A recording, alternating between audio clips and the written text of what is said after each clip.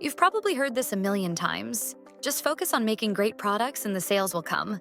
But I'll be blunt, that's not enough anymore. The truth is, the digital space is packed with products everywhere you turn. So how do you cut through the noise? How do you stand out and actually get people excited to buy what you're offering? It's not just about slapping a buy now button on your site. It's about building a brand around your digital products that makes people want to stick around long after they've hit purchase. Building a brand doesn't have to mean hiring a big fancy agency to create logos and taglines. No, it's way more personal than that. Think of it as positioning yourself as someone your audience can trust, someone they connect with, someone they don't just buy from, but they genuinely want to follow and support. It's all about making your products feel like they're a part of a bigger picture. So, how do you do that? Well, that's exactly what we're diving into today. When people think of branding, they usually jump straight to the logo, the colors, and the fonts. But honestly, that's just the surface level. If you only focus on how things look, you're missing the point. What truly sets a brand apart is why it exists, who it's serving, and how it connects with people. A brand isn't just a logo on a web page. It's the entire experience someone has with your product from start to finish. So let's start with defining your brand identity. This is the backbone of everything you'll build. If you don't have this clear in your mind, then your brand will end up scattered, and it'll confuse potential customers. Ask yourself, what do you stand for? What problems are you solving? And who are you solving them for? Don't rush through these questions. Spend time answering them. You need to figure out your mission.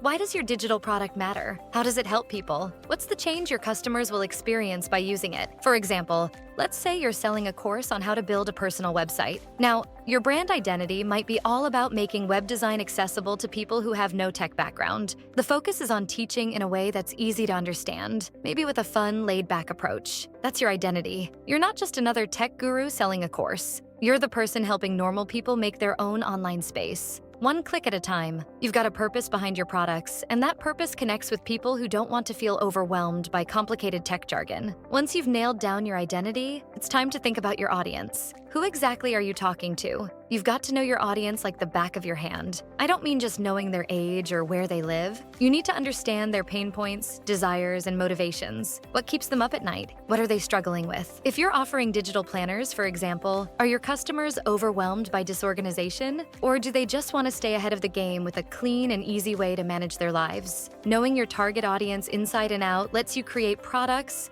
content, and messaging that feel like it's for them, not just something you're trying to sell. Then there's the part where you figure out how to show your brand's value. This is where your messaging comes in. You need a voice, one that's consistent and authentic. Your audience will pick up on whether your messaging is genuine or if it's just fluff. Being authentic doesn't mean being perfect. People want to connect with real human beings, not just brands trying to sound polished. So let your brand voice reflect your personality. If you're laid back and casual, let that shine. If you're more professional and knowledgeable, lean into that. But it has to be consistent. Whether someone reads your website or watches your Instagram stories, they need to get the same feeling from you across all platforms. I know, this might sound like a lot of work, but trust me, consistency is key. It's the difference between someone trusting your advice or buying your product and then forgetting about you. People buy from people they trust. If you can position yourself as an authority in your niche, you're way ahead of the game. Speaking of authority, let's talk about positioning yourself as one. How do you do that? The best way to do it is to share your knowledge, and not just in a salesy, buy my stuff way. Give people value for free. Share tips, insights, and useful content. If you're in the fitness niche and you sell workout plans, show your audience a behind-the-scenes look at your workout routine.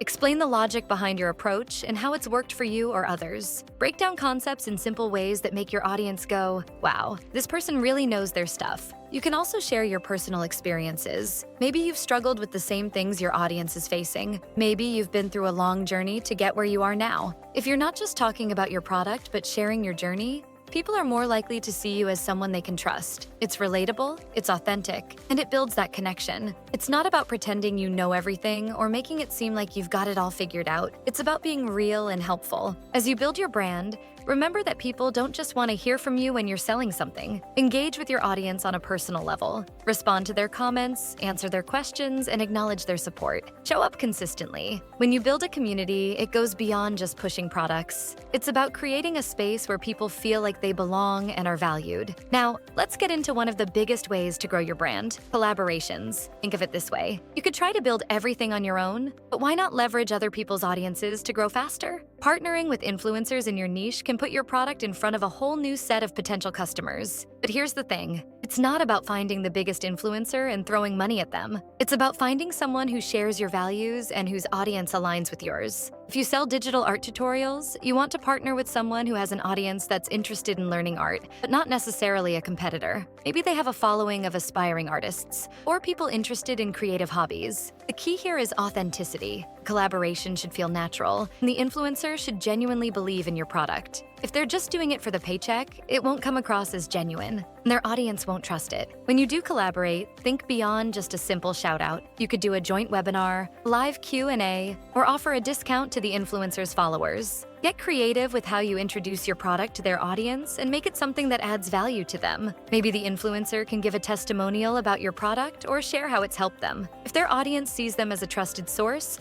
they'll take their word for it. Now, let's talk about something you might have been avoiding: selling. Yeah, we all hate that part. But here's the thing. If you've done the groundwork to build a solid brand around your digital product, selling becomes way easier. Why? Because people will already feel connected to you. They'll trust you. And when it's time to buy, they won't hesitate. But there's a trick here. It's not about the hard sell. It's about framing your product as the solution to a problem they're already dealing with. For example, if you're selling a time management app, don't just talk about its features. Talk about the frustration of missing deadlines, feeling disorganized, and how your app has made those problems a thing of the past. The more relatable and solution-oriented you make it, the easier it is for people to pull out their wallets. Building a brand isn't a one-time thing. It's a process that evolves over time.